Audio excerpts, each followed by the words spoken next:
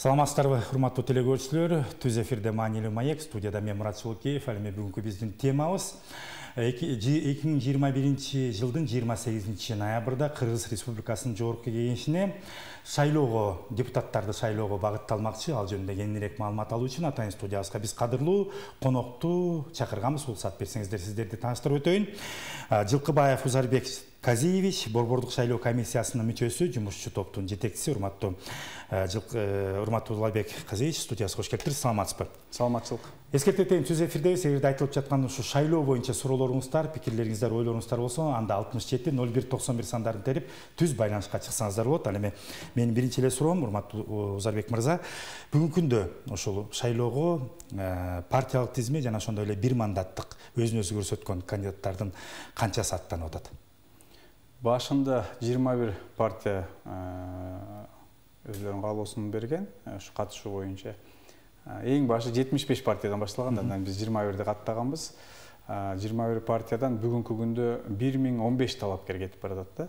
21 партиядан 1015 талапкер кетип атат. Бир мандаттуу округтардан 387 талапкер арызын берди эле. Азыр 296 кетип атат, бирок бүгүн дагы эки талапкерди ушу өзлөрүнүн арызын берген арызына байланыштуу четке чыгардык. Бирок бул жөнүндө маалымат азыр бюллетендерге басылып кеткен. Жанагы биз областтык газеталарга маалымат бердик да, ошо жалпысынан 1311 талапкер боюнчачы. Ал жерде ошо мисалы Чүй областында газетага эки тилде кетти, кыргыз орус тилдеринде.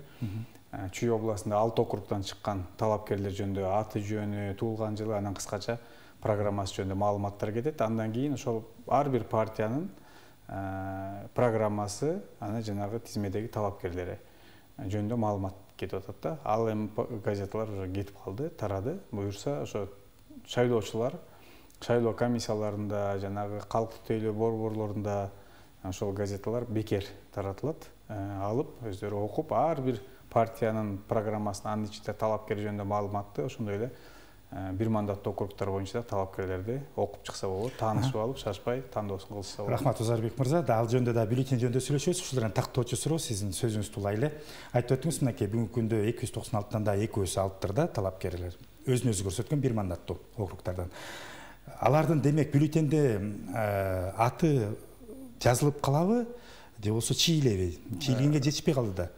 Аты жазылып калат, бирок участковый комиссиялар булардын баарын атын чийип чыгышат. Анан эң негизгиси программада, жанагы электрондук санай турган программада бул талапкерлердин аты берилбейт да. Анан эгер шайлоочулар аларга шайлай берген болсо, ал бюллетендер жокко чыгып берет. Анда ушул азыр жараксыз бюллетен болуп саналат. Даярдыктар боюнча сүйлөшөлүк. Мына 6 эле күн калды. 28-не айтсаңыз, шайлоо участоктарын жана округтардын бүгүнкү күндө ушу түйдүкүнө эле токтоп кетелик. Шайлоого даярдыктар кандай? Жалпы Кыргызстан боюнча шайлоо участоктор, округдук комиссиялар, участкалык комиссиялар бардыгы шайлоого даяр. Азыр шайлоо боюнча бюллетендер жеткирилип берилип атат, протоколдор дагы жеткирилип атат. Бардыгы тизме бекитилип бүттү, азыр тизме дагы жеткирилип берилди. Шайлоого комиссия негизгисинен даяр, бардык жагынан даяр. Жанагы эми азыр аба ырайы дагы суук мал, ошол жылытуу системаларын да карап атышат, жанагы аппараттарды дагы иштей турганына шарт түзүш керек экен, бир температурный абал болуш керек экен, жакшынакай абалар дагы бардык жагынан даяр. Эми медициналык бет каптар, жанагы температурасын текшере турган термометр бардыгы даяр. Эми ушу быйылкы 28 ноябрда өтүүчү шайлоонун өзгөчөлүктөрүнө сүйлөшсөк, буга чейин кыргызстандыктар, кыргыз жарандары мындай шайлоону өткөзүшкөн эмес, добуш беришкен эмес дегеним да. Себеби бир партиялуу, андан тышкары тизмеси, андан тышкары өзүн өзү көрсөткөн бир мандаттуу талапкерлер болуп атат да. Бюллетенге токтолуп кетсеңиз да, партияга добушту кантип бериш керек? Ал бюллетен кандай түзүлгөн жана ошондой эле бир мандаттуунун бюллетени кандай? Рахмат, өтө маанилүү суроону бердиңиз. Бир мандаттуу округтардан бюллетендерге ошол округтан чыккан талапкерлердин фамилиясы, аты жөнү, туулган күнү, жылы менен жазылат. баягы өзлөрү чүчү кулактын аркасында тандап алышкан кимиси канчанчы тизмеде экенин ирети менен. Анан бардык талапкерлерге каршы деген пункт бар. Ошонун кайсыны тандап алса капталына, кайсы талапкерди тандап алса капталына жанагы белгини коет. Мен ошо талапкерди тандадым деген белгини коет. Ошол чарчы квадраттын ичине эле коюш керек да, сыртына эмес, ошонун ичине коюш керек. Экинчи бул партиялык тизме менен өтө маанилүү. Өтө маанилүүсү ушу партиялык тизме менен бараткандарга ар бир шайлоочу билиш керек. Шайлоо участогуна келгенде 2 бюллетень аларын. 2 бюллетень алат. Ошо экинчиси партиялардын тизмеси турат. Ал жерде да партиянын өкүлдөрү чүчү кулактын негизинде тандап алышкан кимиси канчанчы тизмеде болот депчи. 21 партия, андан кийин бардык партияларга каршы деген дагы пункт бар. Ошол партиясын тандайт. Ошол партиянын тушуна жанагы чарчыга белгини коет. Андан кийин бирден 54-кө чейинки чарчылар турат. Саны мененчи, катар саны. Ошо бюллетендин астында. Астында, ошол эле бюллетендин астында турат. Ошол жерден өзлөрүнүн жаккан талапкерин, партиянын ичиндеги талапкерди тандап коет. Ошо бирден 54-кө чейин кимиси кандай болсо, кайсы цифра менен турсачы, сан менен. Анан эгерде эки партияга добуш берип койсо, ал бюллетень жараксыз болуп калат. Же болбосо эки талапкерге добуш берип койсо, ал дагы жараксыз болуп калат да. Эгерде мындай болуп калсачы, кечиресиз Озарбек мырза, мага партия жакпайт, бирок мага ошо партиянын курамындагы кандидат жагып атса, мен эмне кылышым керек? Ошондой мааниде добуш берип алсаңыз, ошол мисалы талапкер мынчанчы тизмеде турат экен. Партияга бербей эле талапкер берип койсоңуз, ал бюллетень жокко чыгат да. Анткени ар бир партияда ошол сиздин талапкериңизде эле катардагы саны менен тургандар бар да. Ооба. Ошондуктан партияга сөз бериш керек. Эгер партияга добуш берип, талапкерге берилбей калса, бул жарактуу болот. Бул жана партиянын 5%дык босогодон өтүш үчүн, барьерден өтүш үчүн эсептеле берет да. Ошондуктан шайлоочулар шашпай карап, партияны да тандап, анын ичинде талапкерди да тандоого чакырабыз. Урматтуу телекөрүүчүлөр, эскертип кетелик, өтө маанилүү. Демек, 28 ноябрда сиздер добушуңузду берерде шайлоо күнү 2 бюллетень болот экен. Бирөө 1 мандаттуулук, ал жеңилирээк экен. Өзүн өзү көрсөткөн кандидаттарга добушуңузду берүү бул жеңил. Ал эми партиялык тизмеге келгенде сөзсүз түрдө мына биздин урматтуу Адис Узарбек Казиевич айтып өткөндөй эле, сөзсүз түрдө партияга добушуңузду берип, андан кийин партиянын ичиндеги алдындагы кандидаттардын кимди жактырсаңыздар, ошого дагы чакмактан ичине добушуңузду коюшуңуздар керек экен. Эгерде кандидатка добушуңузду берип, партияга добушуңуздун белгисин койбосоңуз, чакмактан ичинде анда бюллетень жараксыз болуп калат экен. Сөзсүз ушул жерден көңүлүңүздөрдү, назарыңыздарды бурушуңуздар керек экен. Айта кетчү нерсе, ушул жерде маалымат иретинде, ошол жанагы добуш берүүчү кабинкаларга киргенде, ал жерде кичинекей китепчелер болот. Ошол ар бир партия жөнүндө жана ичинде талапкери жөнүндө маалымат болот. Эң жакшы. Кирип, шашпай ачып карап эстеп алса болот да. Мисалы, кээ бирөө барат унутуп калышы мүмкүн. Партиясын же болбосо талапкерин талапкерди эстесе, жанагы цифрасын унутуп калышы мүмкүн. Анткени ал жерде талапкерлердин фамилиясы жок да. Ошондуктан шашпай ачып карап алса болот. Ошондой эле бир мандаттуу округтарда чыккан талапкерлер жөнүндө да маалыматтар болот участкалык комиссиянын ичинде. Эми дагы бир өтө маанилүү суроо, Озарбек мырза, айтсаңыз, мыйзам бузуулар кандайдыр бир азыр катталып атабы ушул кандидаттар тарабынан? Партиялык тизме болобу, өзүн өзү көрсөткөн кандидаттардын арасында? Албетте катталып атат. Бул кандайлары? Шайлоо күнү бекитилгенден баштап азыр 100дөн ашык мыйзам бузуулар болуп кетти. Жалпы Кыргызстан боюнча эң негизгиси көпчүлүгү бул акыркы күндөрү келе баштады арыздар. Бул жерде ошо үгүт иштеринин эрежелерин бузуу боюнча арыздар өтө көп.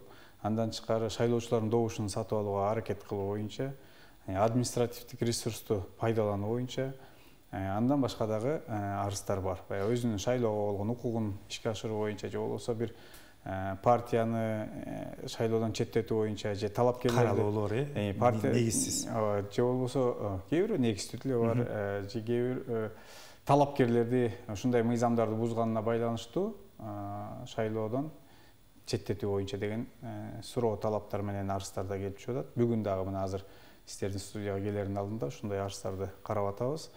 Бизде атайын жумушчу топтор бар. Ошол арыздарды кароо боюнча жумушчу тобу бар.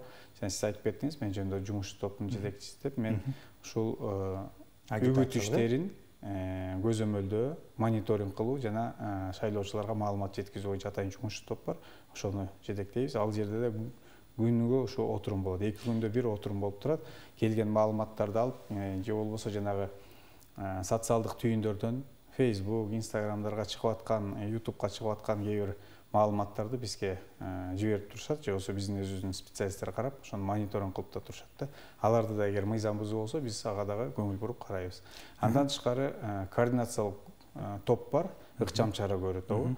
Ал жерде ошо биздин борбордук шайлоо комиссиянын мүчөлөрү, ошондой эле укук коргоо органдарынын өкүлдөрү да отурат. Эгер кандайдыр бир арыз түшсө, биз текшере турган болсок, укук коргоо органдары тарабынан биз аларга ыкчам чара көрүүгө беребиз. Уларбек Кази, эгерде чындыгында эле ошо Кыргызстан жарандарынын ичинде мыйзам бузуулар кандайдыр бир фактыларды катталса, ал фактылар менен каяка кантип кайрылса болот да, тез аранын ичинде дегеним да. 12-55 аттуу кыска номери бар. Ал жерге да кайрылса болот. Ошондой эле борбордук шайлоо комиссиянын сайты бар, ал жерге да кайрылса болот. Мен азыр телефондордун баарын эсимде жок, бирок бизде WhatsApp группаларда бар телефондору, аларга да кайрылса болот. Партия, саясий партиянын жана талапкерлердин өкүлдөрү бардыгы билишет. Ошондой эле жарандарыбыз жанагы Facebook баракчасындагы биздин официалдуу баракчабыз бар, аны дагы белгилеп койсо ал жерге да чыгып атат да. Биздин борбордук шайлоо комиссиянын мүчөлөрү кээ бирөөлөр активдүү пайдаланышат экен ошо социалдык түйүндөрдү. Аларга дагы жиберип коюп атышат, алар дагы бизге ортого салып жанагындай иш чараларды жүргүзүп атабыз. Эми өтө маанилүү дагы бул биз азыр Кыргызстандын ичиндеги шайлоо боюнча сүйлөшүп атабыз да, процесс боюнча. Андан тышкары өзүңүз жакшы билесиз, тышкы миграция деген бизде аябай азыр өрчүндүү көйгөйлүү маселелердин бири. Ошол себептен биздин чет мамлекеттеги ошо шайлоо участоктары бүгүнкү күндө канчалык деңгээлде шайлоого даяр? Жалпысынан 58 шайлоо участогу ачылды. Былтыркы жылга караганда дагы көбүрөөк ачылды. Шайлоо участоктор өзлөрү даяр. Буну биздин Тышкы иштер министрлигинин кызматкерлери, ошондой эле информациялык технологиялар министринин кызматкерлери да барып атты, жанагы жарандарыбызды биометрикадан өткөрүү боюнча. Анан албетте БШКнын кызматкерлери да кыдырып чыгышты. Россияда, Турцияда, Италияда, Америкада, коңшу Казакстан, Өзбекстан мамлекеттеринде жалпысынан 58 участок ачылды.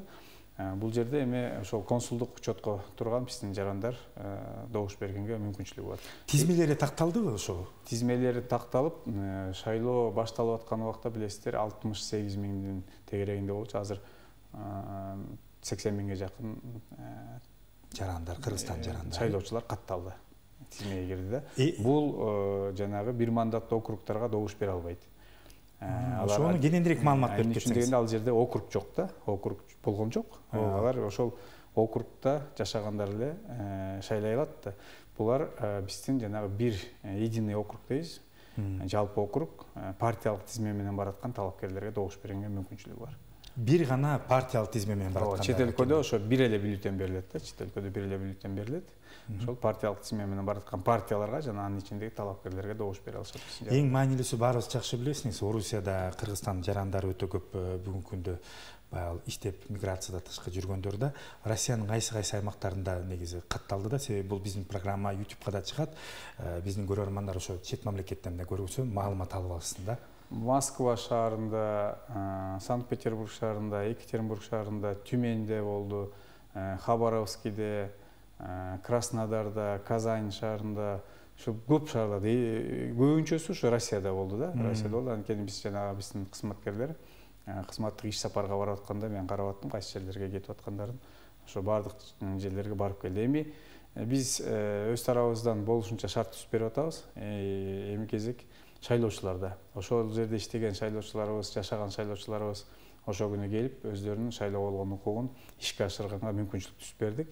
Эми аларыбыз активдүүлүгү келбейби, жарандарыбыз эми өзлөрүнүн иши, бирок биз ошо шайлоого катышууга чакырабыз, активдүүлүгүн көрсөтүп, анткени бул мамлекеттик маанидеги чоң саясий иш-чара, саясий кампания десек болот. Ошондуктан кайдыгер карабай, жалпы чет жерде жүргөн эле жарандарыбыз эмес, ушул Кыргызстанда өзүбүздө жашап аткан жарандарыбызды да шайлоого катышууга чакырып кетебиз. Мен да кошулуп кетем урматтуу Озарбек мырзага, себеби бул Кыргызстандын келечеги үчүн, Кыргызстандын биздин келечегибиздин үмүтүбүздү актай турган ушу депутаттарды шайлан десеңиздер, сөзсүз түрдө акчага алданбай, жүрөгүңүздөр менен, акыл менен 28 ноябрда өзүңүздөрдүн добушуңуздарды каалаган партияңыздарга жана бир мандаттуу талапкерлерге келип берүүңүздөрдү мен дагы өтө чоң өтүнүп кетмекчимин. Себеби бул урматтуу биздин Узарбек Казиевич айткандай эле өтө маанилүү иш. Бул мамлекеттин биздин келечегибиз үчүн өтө маанилүү. Дагы бир суроо. Ички Кыргызстандын ичине өтсөк, эми кайрадан мисалы жашына жараша же болбосо баягы ден соолугуна байланыштуу кээ бир жарандарыбыз Кыргызстандын добуш берүүгө мүмкүнчүлүгү жок да. Алар кантип добушун берсе болот? Кантип шайлоого катышса болот? Добуш берүү тилкелерине барууга мүмкүнчүлүгү жок десек болот. Участокторго барганга да. Алар өзүнүн жакын туугандары, үй бүлө мүчөлөрү же болбосо өздөрү ошол участкалык шайлоо комиссиясына арыз берип кайрылыш керек. Арыздарды кабыл алуу ушул жума күнү аяктайт. Ишемби күнү 27 ноябрда ошол имараттан тышкары добуш берүү процедурасы башталат. Ал күнү билесиздер, эч кандай үгүт иштери да жүрбөйт. Анан ошол шайлоо комиссиянын мүчөлөрү байкоочулардын коштоосунда кыдырып үйлөрүнө барып, же болбосо ошол ооруканада жатса ошол региондо барып, ошол шайлоочунун укугу тейлебеш керек, укугун ишке жүзөгө ашырууга баягы барып келишет, шайлатып. Ал жерде атайын өзүлөрүнүн процедуралары бар, анын негизинде. Азыр такталып атабы бул маалыматтар? Негизи эле ушундай жарандар бар бекен, көп бекен, саны барбы? Азыркыга эми санын биз алдык, биз арыздар келип түшө баштайт. Эми негизгиси ушул бүгүн эртеңден баштап ошол арыздарды бере башташат. Бул ошол талапкерлердин өкүлдөрү, үгүтчүлөр, партиянын өкүлдөрү кызыктар да ушул шайлоочу биздин партияга же биздин талапкерге добуш берет эле дегенде алар тарабынан дагы маалымат чогултулуп анан берилет. Жанагы өздөрүнүн арызына ылайык. Тизмеге токтолуп кетсек, бул да өтө маанилүү шайлоодогу баягы шайлоочунун тизмеси. Так аныкталдыбы бүгүнкү күндө ушул тизме Кыргызстан боюнча канча жаран добушун бере алат? Анан негизи эле азыр эгер мисалы дейлик да, мен кандайдыр бир себептер менен Бишкекте жашап атып, бирок менин катталган жерим башка аймактарда дейлик. Мен кантип добушун бере алам? Мисалы Ошто болсо, мен Ошко жетип барып келгенге мүмкүнчүлүгүм жок болсо, кантип ушу 5 күнүн ичинде документацияны өзгөртө аламбы? Негизи болобу, болбойбу? Болсо кантип? Негизи азыр болбойт. Эч кандай кеч болуп калды. Бул тизме бекиди. 12 ноябрга чейин, мисалы кызмат абалы менен жүргөндөр башка жакта жашап жүрсө, алар ошол жанагы бир единый округ боюнча адресин өзгөртүп, кайра ошо добуш берүүгө мүмкүнчүлүгү бар болчу.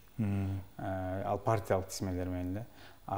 Бир мандаттуу округдардан добуш берүү бул шайлоо күнүнө 90 күн калганда токтойт. Ал 90 күн качан болгон? Ал ошол президент жанагы мыйзам указга кол койгон күнү шайлоону бекиткен деп 29 августта кол койгон да, ошол күнү токтогон ал.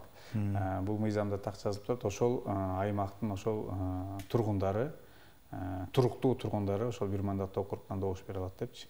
Ошондуктан азыр жалпысынан бизде 3 миллион 680 миң шайлоочу деп атканбыз. Азыр кичине өзгөрүүлөр бар. Бул жанагы партиялык тизме менен шайлоого кичине өзгөрүүлөр бар. Анткени кээ бир жарандарыбыз кайрылды. 12 ноябрга чейин мүмкүнчүлүктөр болгон алар добуш бергенге, тизмеге киргенгечи. Азыр эми тизме бекитилип кетти, азыр эч кандай өзгөртүү болбойт. Демек, урматтуу телекөрүүчүлөр, баса белгилеп кетелик, ушул жерден дагы сиздер кайсыл даректе катталган болсоңуздар, ошол жерден гана, ошол аймактан гана добушту берүүгө мүмкүнчүлүк ала алат экенсиздер. Башка шарттар жок. Мурункудай форма 2 деген арыздар жок азыр. Дагы бир маанилүү, эми 28 ноябрь күнүнө өтсөк, кайсы саат канчада шайлоо башталат, канчада жабылат? Анан шайлоого барыш үчүн мен шайлоочу катары кайсы документтер менен барышым керек? Туура суроону бердиңиз, эң маанилүү. 28 ноябрь күнү эртең мененки саат 8-ден кечки саат 8-ге чейин шайлоо участкалары өз ишин жүргүзөт. Шайлоо жүрөт ошол жерде. Шайлоо участкасына баратканда албетте ID картаны унутпашыңыздар керек. ID картаңар болбосо, жанагы жарандык паспорт. Жарайт, жарандык. Алдагы жарайт, эки эле документ менен. Анан баягы мурункудай пенсионный Бөлүктөр ар кандай кереги жок. Барганда участокко шарты бул жанагы температураны текшерет адамдын. Анан ичине киргизгенде маска кийип алып кириш керек, анткени пандемиянын шартын эч ким атмен кылдык, ал жүрүп атат. Андан барып өзүнүн идентификация кылат, биометрикасын берип. Анан ал жараны ошол жерден идентификация болгондо билесиздер экранга чыгат. Ал жерден жанагы талондору берилет. Алып, ал талонду алып барып, шайлоо комиссиянын мүчөсүнө бересиздер. Сиздин тизме менен жанагы 2 бюллетенди берет. 2 бюллетенди алып алып, кабинкага өтөсүз. Ал жерден атайын ручкасы бар, аны менен жанагы 2 бюллетенде бир мандаттуу шайлоо округдагылар талапкерлерге бирди коесуз белгини. Партиянын тизмесинен болсо 2 белги коесуз, бирөөнү партияга, бирөөнү талапкерге. Алып барып 2 автоматтык эсептөөчү урналар турат. Өз-өзүнчө турат. Бир мандаттуу округдун бюллетени өзүнчө салынат. Партиялык тизме менен бараткан бюллетенди өзүнчө салынат. Айта кетчү нерсе, ошо бюллетендин дагы өзүнчө өзгөчөлүктөрү бар. Жанагы партия менен бараткан талапкерлерге партиялардын тизмесине бюллетендин эки жагы мындай көк сызык менен сызылган. Берки бюллетен болсо актай эле кетет. Экөөнү саласыздар, ал эсептеп калгандан кийин акырын үйүңүзгө барып, жакшы шайлоого катыштым деп майрамдык маанайда үй бүлөңүздөр менен жыйынтыгын күтүп отуруп турасыздар. Демек, Озарбек Казиевич, былтыр деле биз ушул шайлоого катышканбыз. Былтыркыдай эле өтөт экен да, демек былтыр деле пандемия учурунда болгон, маска менен киргенбиз. Ошондой эле сиз айтып аткан колубузду андан тышкары жанагындай чектерди берип, ал процесс өзгөрүлбөптүр. Эч кандай өзгөрүү жок экен. Ошондой эле болот экен да. Эки эле бюллетен болот, эки автомат. Эки эле бюллетен болот экен. Былтыр дагы референдум андан тышкары быйыл референдум андан тышкары быйыл болду. Бул боюнча биздин шайлоочуларда мындай практика бар да. Бар, ооба. Анткени референдум кышында да болгон, январь айында президенттик шайлоо менен бирге. Андан кийин жергиликтүү кеңештин депутаттарын шайлоодо дагы референдум болгон. Туура. Мындай айтканда тажрыйба бар. Тажрыйба бар. Негизи эле бүгүнкү күндө ушул урматтуу Озарбек мырза айтып кетсеңиз, кандай мындай орчундуу көйгөйлөр барбы ушул шайлоо боюнча? Мындай деле аябай байкалган көйгөйлөр деле жок го, баягы мыйзам бузуулар болуп атат. Бул өз шарты менен карап атабыз. Кандай мыйзам бузуу болсо, сигнал келип түшөр менен, арыз келип түшөр менен биз карап, ага чечим чыгарып берип атабыз да. Бир эле ошо мыйзамдын талаптарына ошо кичине бир талапкерлер тарабынан дагы сунуштар болуп атат. Эми бул кийин мыйзамды өзгөртүүгө барса, ошондо сунуштар берилет го. Жанагы мектепте жолугушуулар өтпөйт, үгүт өтпөйт дегенчи. Анткени кээ бир айылдарда, көпчүлүк айылдарда ошо мектептен башка социалдык деле объект жок экен. Анан суук маалда дейт, эл менен көчөдө жолукканда кичине шарт ыңгайсыз болуп атат деген сунуштарды айтып атышат. Буну да карап көрүш керек экен келечекте.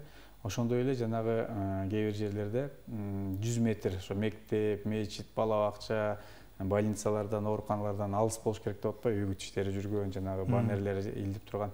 Кээ бир жерлерде ушундай комиссия менен мектеп жакын, анын жанында тиги рекламный щиттери турат экен мурунтан элечи. Аны алып илип алса, башкалар арыз жазып атышат да. Биз эми мыйзам чегинде аларга чара көрүп атабыз. Бирок келечекте муну деле бир жеңилдетип койсо болот окшойт да. Такыр эле ошо талапкерлердин басып турганын аябай эле мындай көзөмөлдөп салгандай сезим болот. Ооба, бир рамкаларга киргизип койгондой болуп атат. Көбүнчөсү да өзүлөрү айтып атат. Эми буюрса каалап элек айтып атабыз, сиздер депутат болуп келсеңиздер, өзүңүздөр өзгөртүп алганга шарт болот кийинки шайлоого деп. Туура айттыңыз, Озарбек мырза. Эми ушул 28 ноябрдагы шайлоонун жыйынтыктары кайсыл күндөрү чыгат жана так маалыматты качан ала алсак болот? 28 ноябрда добуш берүү күнү бүтөт, саат 8-де.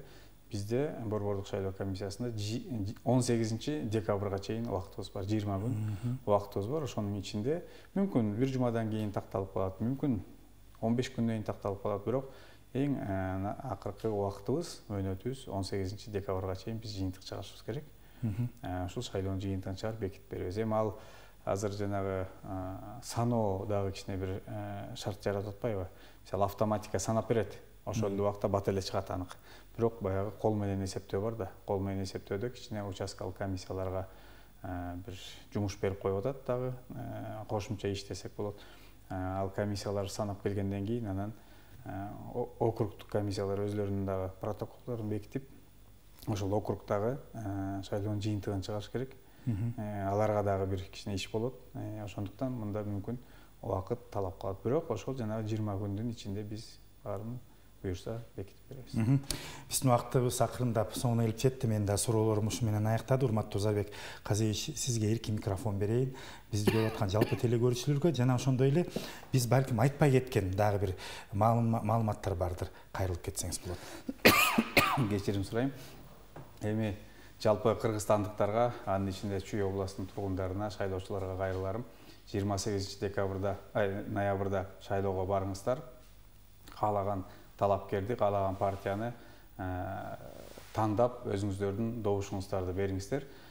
Келечек 7-чи чакырылыштын, Жогорку Кеңештин 7-чи чакырылыштын депутаттары кыргыз мамлекетине, кыргызстандыктарга ак эмгеги менен иштей турган ак жолтой депутаттар, татыктуулар шайланып келсин деп каалоо тилек айтты. Рахмат, Озарбек Казиевич, убактыңызды бөлүп бизге келип, ушу биздин теле көрүүчүлөргө жалпы кене маалымат бергениңизге ыраазычылык билдирем. Мен да сиздин айтканыңызга кошулуп кетемин.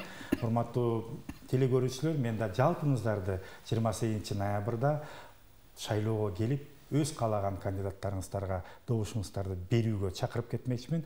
Бизде азыркы мезгилде ар бир шайлоочуда, ар бир Кыргызстан жаранында чоң мүмкүнчүлүк бар.